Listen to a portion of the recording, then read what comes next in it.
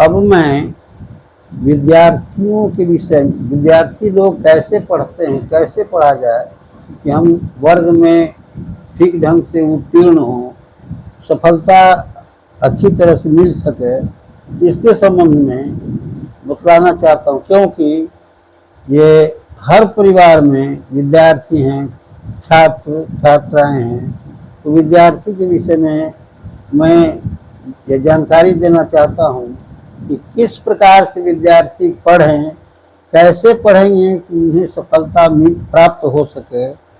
तो इसके विषय में पहला पॉइंट यह है कि कलयुग है, रात्रि में विद्यार्थी को 3 बजे उठ करके अपना पाठ स्मरण करना चाहिए, याद करना चाहिए।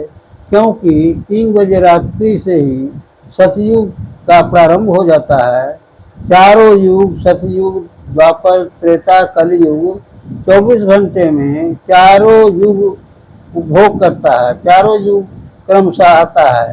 तो 3 बजे से ही, 3 बजे रात्रि से ही सतयुग का प्रारंभ हो जाता है और ऐसे समय में शांत वातावरण रहता है, कोलाहल नहीं रहता है, शांति रहती है और सतयुग का ऐसा प्रभाव पड़ता है कि जो कलयुग में दिन में जो आदमी पढ़ेगा, सुबह शाम पढ़ेगा, उतना समय, उससे कम समय में ही पाठ स्मरण हो जाएगा।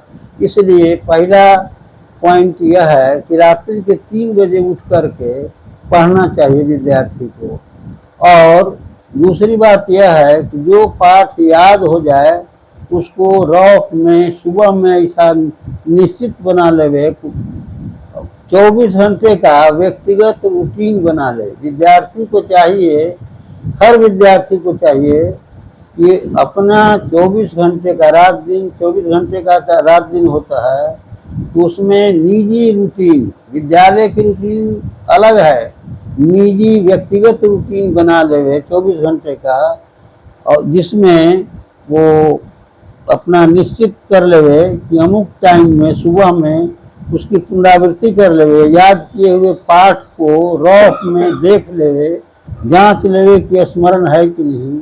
और यदि स्मृति हो जाए, ठीक से याद हो जाए, तो उसको साफ करके कॉपी में अंकित कर लें।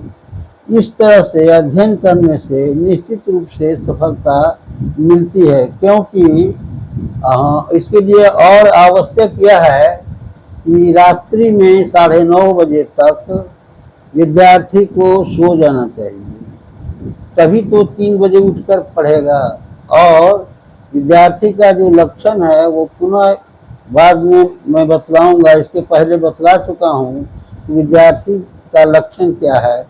वो तो अल्पाहारी चाहिए।